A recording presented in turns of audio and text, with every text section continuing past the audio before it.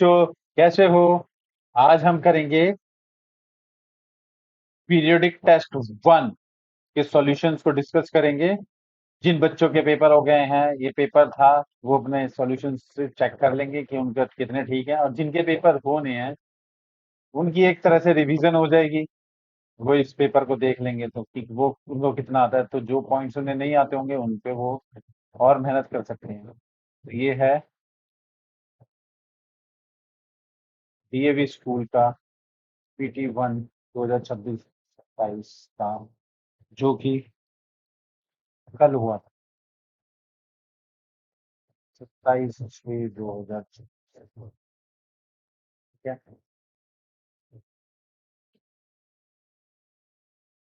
2.25 घंटे का पेपर था ये, 60 नंबर का।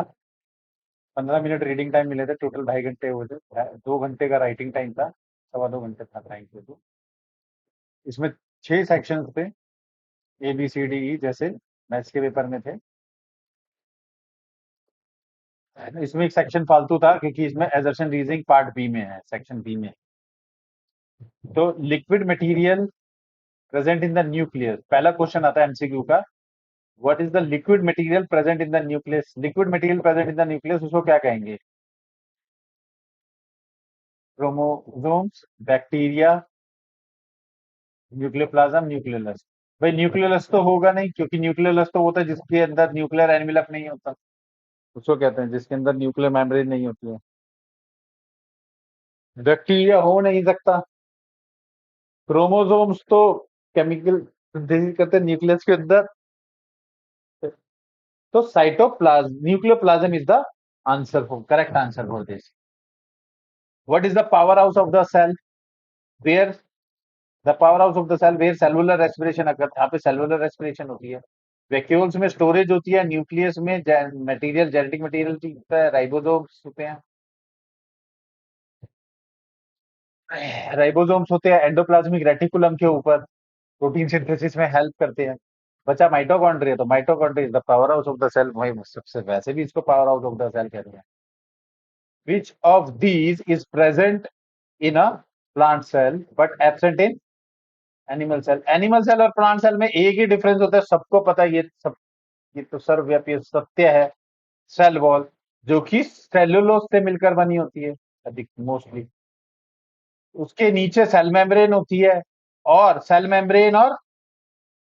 मेम्ब्रेन और न्यूक्लियर मेम्ब्रेन के बीच में जो होता है उसे साइटोप्लाज्म कहते हैं, और न्यूक्लियर मेम्ब्रेन से जो बाउंडेड होता है उसे न्यूक्लियस कहते हैं। तो इसका करेक्ट आंसर है सेल वॉल। अब अगला क्वेश्चन आता है, the control centre of the cell that contains genetic material, जिसके अंदर जेनेटिक मटेरियल होता है, वो तो माइटोकॉन्ड्रिया, तो power house of the cell हो गया। और क्लोरोप्लास्ट में तो क्लोरोफिल होता है, जो कि फोटोसिंथेसिस में हेल्प करता है। गोल्गी बॉडीज में ट्रांसपोर्टेशन और वो सब कुछ होते हैं, ट्रांसपोर्टेशन और पैकेजिंग वगैरह, एंडोप्लाज्मिक रेटिकुलम, ये सब Golgi bodies. Nucleus is the, जिसके अंदर जेनेटिक मटेरियल होता है ना, जीन्स होते हैं, न्यूक्लियस के अंदर होता है। ठीक है, करेक्ट आंसर हो गया बी। अगला क्वेश्चन करते हैं। Unicellular organisms like amoeba and paramecium perform all the life functions. Unicellular organism जो होते हैं वो ऑल फंक्शन करते हैं इन अ सिंगल सेल, एक ही सेल के अंदर, क्योंकि वो unicellular, uni means one, single cell हो गया इसका आंसर। इसका तो और कोई ऑप्शन वो होता ही नहीं है। ग्रुप ऑफ टिश्यूज को ऑर्गन बोलते हैं, मल्टीपल ऑर्गन सिस्टम होते हैं तो ह्यूमन बीइंग हो जाता।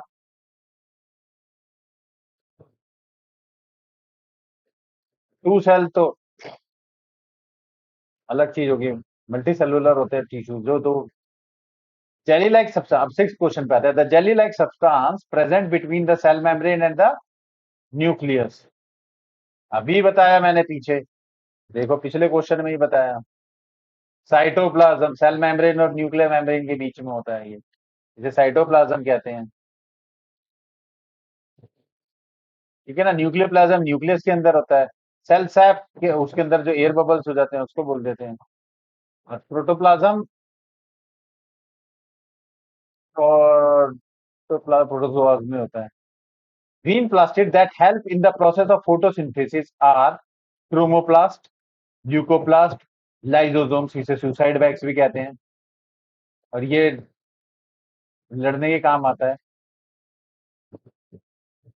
क्लोरोप्लास्ट ग्रीन कलर देता है, ये ग्रीन कलर क्लोरोफिल होता है ना इसके अंदर, क्लोरोफिल, जिसकी वजह से ग्रीन पिगमेंट। ये बताया था मैंने, ये भी बताया था, देखो ऊपर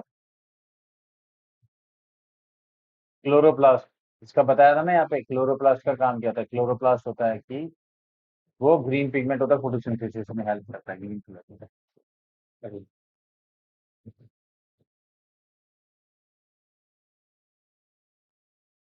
choose the correct answer statement. PPLO is the largest cell, ostrich egg is the smallest, ये तो लार्जेस्ट ये होता है, ये लार्जेस्ट होता है ostrich. PPLO is the smallest, बिल्कुल सही, स्मॉलेस्ट होता है। Size of the ostrich egg is 0.0, ये तो पीपीएलओ का होता है, ये पीपीएलओ का होता है। इसका तो होता है 170 mm। ठीक है, तो number of chromosomes present in human be cells, तो यहां पे ध्यान देने वाली बात है, इसका आंसर होगा 46। क्यों होगा 46? क्योंकि 23 पेयर्स ऑफ क्रोमोसोम्स होते हैं। पेयर की पूछेंगे तो 23, और अगर क्रोमोसोम्स के नंबर पूछेंगे तो 46। ठीक है। Which of the following is a non renewable source of energy? देखो, सोलर एनर्जी रिन्यूएबल है, रिप्लेनिश हो जाती है। विंड एनर्जी भी रिप्लेनिश हो जाती है। टाइडल एनर्जी जो समुद्र से आती है, पानी से, उसे टाइडल एनर्जी कहते हैं। नदी में पानी बह रहा है समुद्र से, लहरें जो आ रही हैं। Coal is the only which is non renewable, क्योंकि वो उसे रिप्लेनिश होने में बहुत टाइम लगता है, इसलिए। The process of conversion of dead vegetables into coal is called carbonisation, is called carbonisation. क्या कहते हैं उन्हें? हम उसे कार्बोनाइजेशन कहते हैं। डिस्टिलेशन तो फ्रैक्शनल डिस्टिलेशन होता है। फ्रेगमेंटेशन, रिफाइनमेंट, उसका प्योरिटी प्यूरिफाई करते हैं। फ्रेगमेंटेशन जो फ्रेगमेंट्स में टूट जाते हैं, रिप्रोडक्शन में भी होता है। Which fuel is considered a cleaner fuel for vehicle to reduce pollution? Petrol से पॉल्यूशन होता है, डीजल से होता है, कोयले से होता है, सीएनजी से ही नहीं होता है, क्योंकि CO2 गैस होती है। The main constituent of natural gas is methane. Butane, propane, ethane नहीं होता, मीथेन होता है इसके लिए। अब अगला क्वेश्चन आता है, पेट्रोलियम को और क्या कहते हैं? Petroleum is also known as black gold, काला सोना भी कहते हैं। ब्लैक कलर का होता है ना, क्योंकि क्रूड ऑयल जो होता है ब्लैक कलर का कहते हैं, इसलिए उसे हम पेट्रोलियम को ब्लैक गोल्ड भी कह देते हैं। अब different type of coal differ from each other in terms of, पहला only volatile material, only percentage of carbon, only moisture. क्या कहते हो बच्चा party? Yes, all of the above, combination of ABC। Volatile material भी अलग अलग होते हैं सबके, परसेंटेज ऑफ कार्बन भी अलग अलग होता है, और मॉइस्चर भी अलग अलग।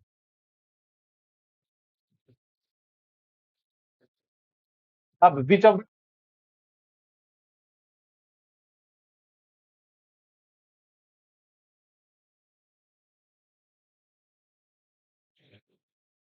Domestic fuel, sorry, domestic fuel commonly used in rural areas. Rural areas में क्या होता है भाई, आज की तारीख में भी अगर आप रूरल एरिया में होगे, जो कुछ बच्चे गए होंगे या कुछ बिलोंग करते होंगे, तो रूरल एरिया में आज भी would is the common rural domestic fuel. Would. Aviation fuel तो एरोप्लेन में यूज होता है, LPG सिलेंडर होते हैं, डीजल व्हीकल्स में यूज होता है ज्यादातर। तो wood is the correct answer. अब अगले क्वेश्चन पे चलते हैं।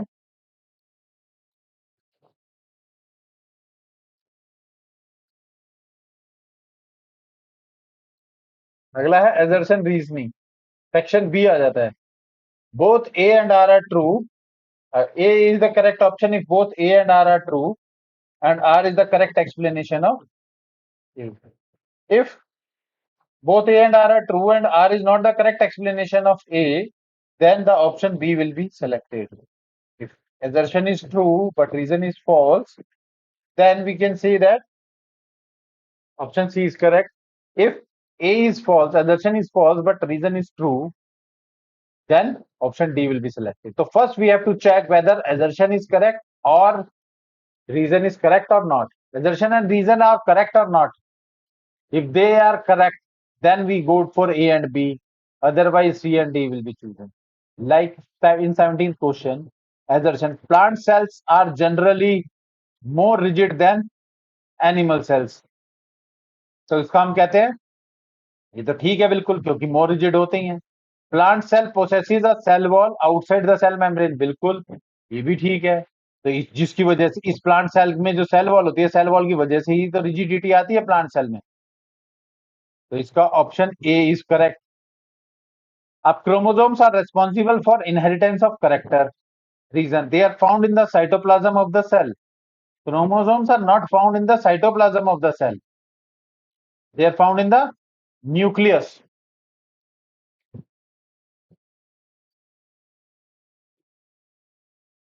Inside the nucleus on the DNA fragments में. इसका आंसर हो जाएगा, हेरिडिटरी कैरेक्टर होता है ना, क्या किया. इसका आंसर हो जाएगा सी.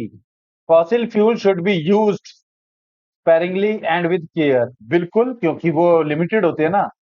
दे are renewable source. No, they are not renewable. They are non renewable source of energy. Will get exhausted. That's why C. Reason ही गलत है. Solar energy is an inexhaustible source of energy. Yes.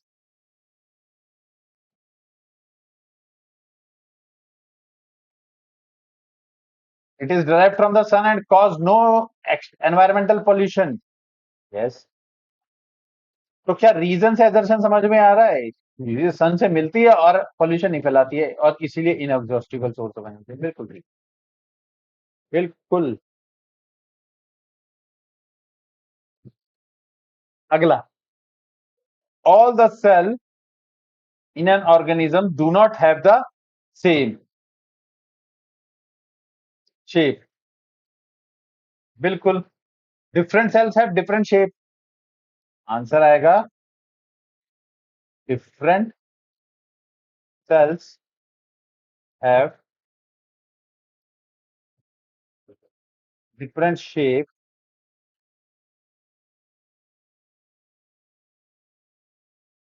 according to their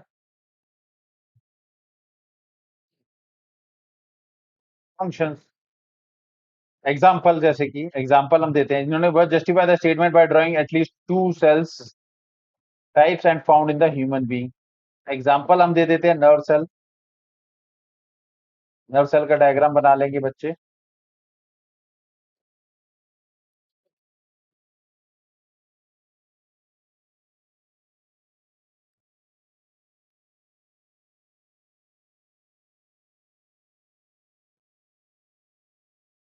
exons हो गए, ये dendrites हो गए, cell body हो गई, ये न्यूक्लियस हो गया, ये डेंड्राइट्स हो गए. लैम लैम वो दे देंगे हम, डेंड्राइट्स. ये एक्सॉन्स हो गए. ठीक है ना. नर्व एंडिंग हो गई है. ठीक है ना. लॉन्ग और ब्रांच होते हैं. लॉन्ग होंगे एंड ब्रांच होंगे. ब्रांच भी होती है इसकी. ब्रांच निकली है ना.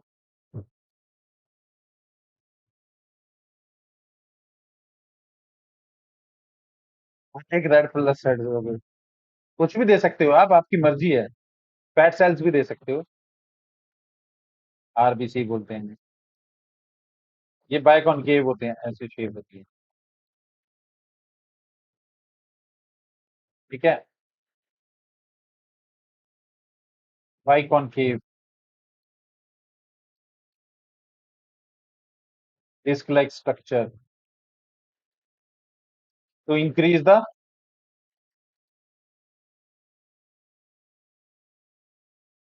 surface area,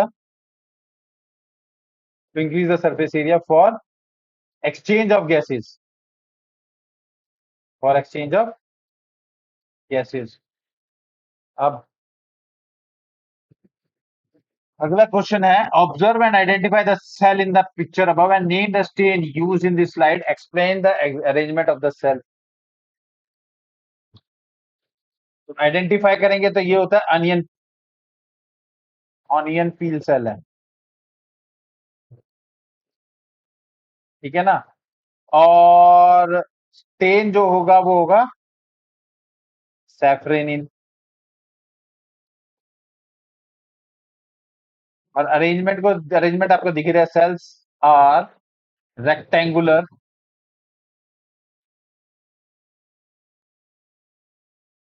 in shape and are closely packed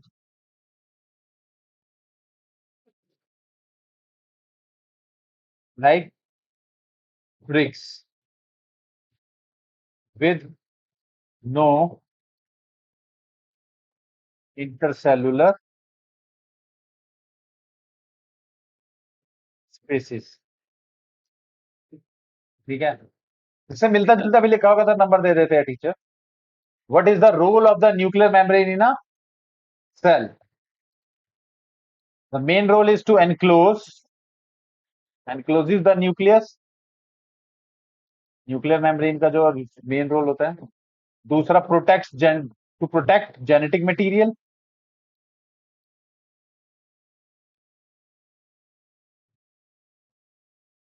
और तीसरा, control of movement of materials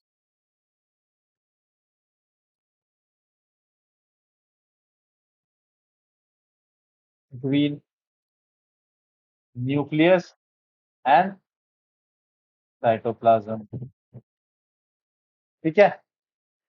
अब अगला, रिन्यूएबल एंड नॉन रिन्यूएबल। तो इसको अगर आप ऐसे डिफरेंशिएट करके लिखेंगे तो ज्यादा अच्छा है, इधर रिन्यूएबल लिख दिया, इधर non renewable sources of energy के बीच में। पहला, कैन बी रिप्लेनिश्ड इजिली, ये हो जाएगा can not be replenished easily.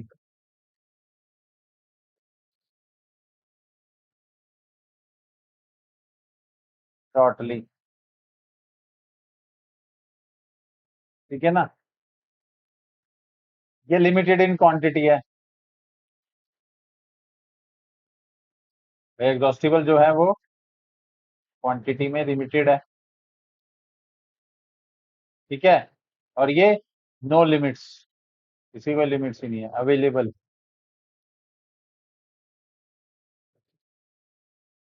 Enough enable available, infinite to infinite. जैसे कि solar energy, tidal energy, wind energy, ठीक है, सब रिन्यूएबल में आ गए। और इसमें आ गया कोल, पेट्रोलियम, ठीक है। अब कोक क्या होता है? What is coke? Coke is hard, porous, खोखला होता है अंदर से, ब्लैक मटेरियल, हल्का होता है ना इसलिए, ब्लैक सब्सटेंस,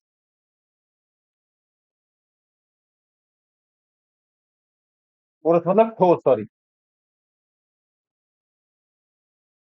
obtained फ्रॉम कोल। और उसका एक यूज बताना था, तो उसका यूज हो जाएगा, use in the extraction of iron in extraction blast furnace, use in extraction of iron in blast furnace, की बुक में दे रखा है। टू एडवांटेजेस, एक तो क्लीनर फ्यूल है, produces cleaner fuel, produce less air pollution, carbon dioxide तो फैलाता ही है मगर कम फैलाता है, हार्मफुल गैसेज नहीं फैलाता है, इको फ्रेंडली है इसलिए, इको फ्रेंडली भी एक आप हो जाएगा इसका। फिर बर्न्स कंप्लीटली विदाउट स्मोक, ठीक है, और मोर एफिशिएंट है। मोर एफिशिएंट कैसे है कि सीएनजी की, जो सीएनजी की आपने पढ़ा होगा, लास्ट ईयर कैलोरीफिक वैल्यू थी, वो होती है 55,000, ठीक है, और पेट्रोल की होती है 50,000 किलो जूल पर केजी, किलो जूल पर केजी।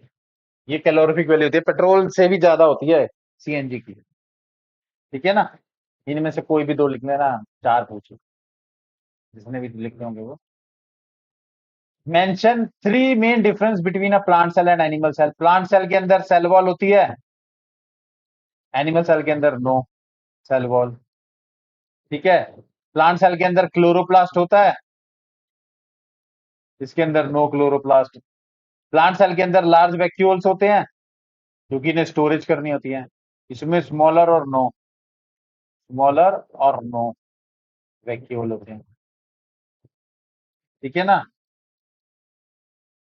तीन मेजर डिफरेंस लिखने थे, तीन हो गए।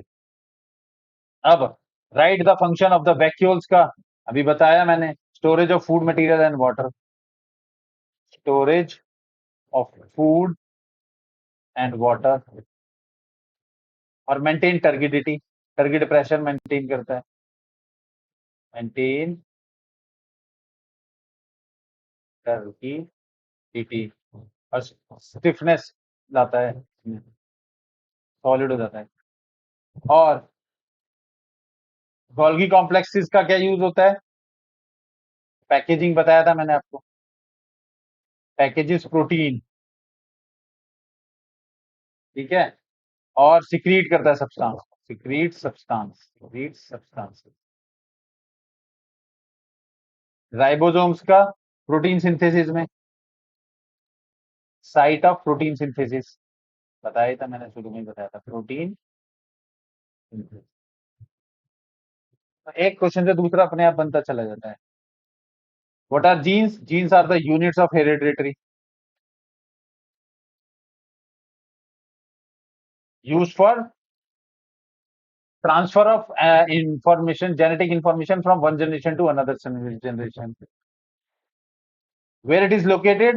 It is located on chromosomes inside the nucleus. Significance: transfer of hereditary character from parents to, transfer of hereditary characters from parents to offspring.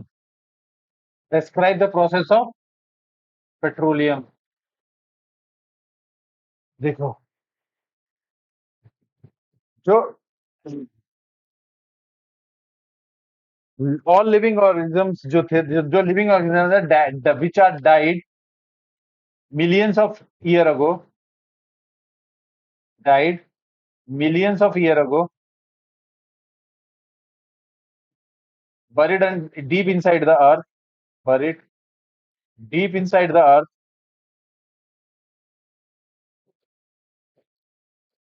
under high pressure and low temperature,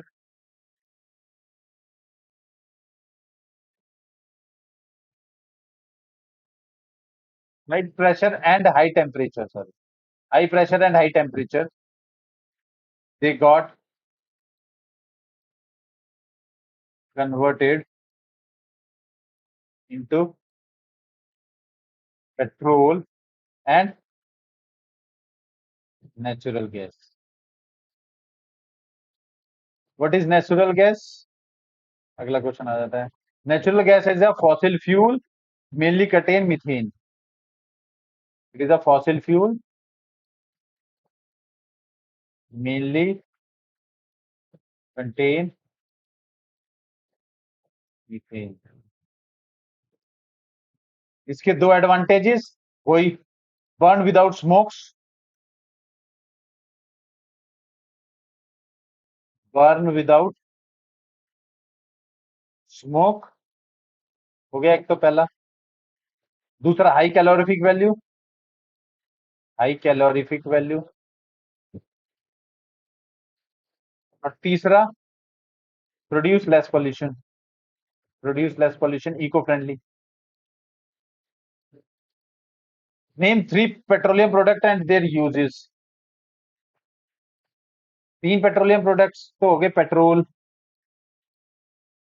diesel और kerosene. Petrol हो गया fuel for cars और bikes. Diesel जो है वो fuel for buses.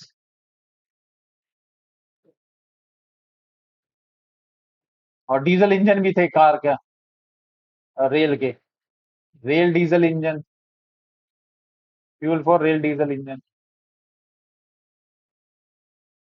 ठीक है। और ट्रक्स, ट्रक्स के अंदर भी होता है। केरोसिन जो होता है वो स्टोव और lamp, fuel for stove and lamp, अभी भी यूज होता है काफी जगह। प्लांट, प्लांट सेल का लेवल डायग्राम बनाना था। फिर उसमें कोई भी लेबलिंग करनी थी, आप सेल वॉल दिखा देंगे, सेल वॉल सबसे बाहर। फिर उसके बाद सेल मेम्ब्रेन दिखा देंगे। ठीक है। और न्यूक्लियस दिखा देंगे, तो ही हो जाएगा काम। फिर साइटोप्लाज्म भी दिखा सकते हैं। फिर उसके अंदर आप वैक्यूल्स दिखा सकते हैं। प्लांट सेल एक बड़ा सा वैक्यूल बना के दिखा देंगे, बस इतने में ही हो जाएगा। Explain the significance of cell wall and chloroplast in plants. भाई, cell wall gives rigidity and shape. और दूसरा हो जाएगा protect self, protect the cell, cell को नॉर्मल वियर एंड टीयर से बचाता है, नॉर्मल वियर एंड टीयर से। क्लोरोप्लास्ट क्या होता है? Contains chlorophyll which is necessary for photosynthesis, prepare food.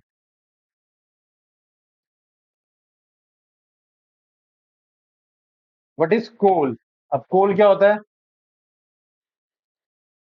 कोल होता है, coal is a hard black fossil fuel formed from dead plants and trees buried inside the earth under high pressure and temperature, get converted into get converted into coal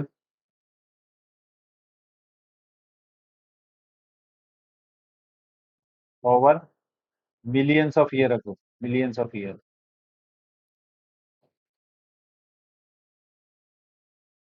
Explain the different types of coal. कोल कौन कितने तरह के होते हैं? एक तो होता है पैक्ट, लिग्नाइट। दूसरा, ये मोस्ट इंपॉर्टेंट है, जिनके पेपर अभी नहीं हुआ वो भी याद कर लेना, बिट्यूमिनस। और चौथा है एंथ्रासाइट। ये लोएस्ट ग्रेड का होता है, ग्रेड बतानी है, ये लोएस्ट ग्रेड का होता है। ये ब्राउन ग्रेड का होता है, बीच में होता है ये ये आपका सॉफ्ट कोल होता है, वाइडली यूज्ड यही होता है, सबसे ज्यादा यूज होता है ये। और ये हाईएस्ट ग्रेड होता है एंथ्रासाइट, हाईएस्ट ग्रेड का होता है ये। मैक्सिमम कार्बन होते हैं इसके अंदर।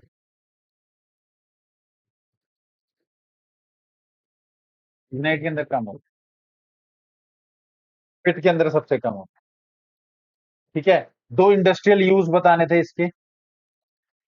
तो पहला तो जनरेशन ऑफ इलेक्ट्रिसिटी हो जाएगा।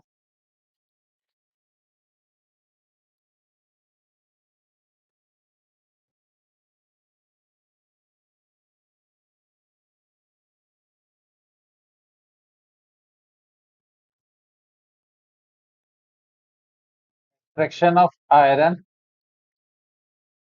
एंड मैन्युफैक्चर ऑफ स्टील में। ठीक है।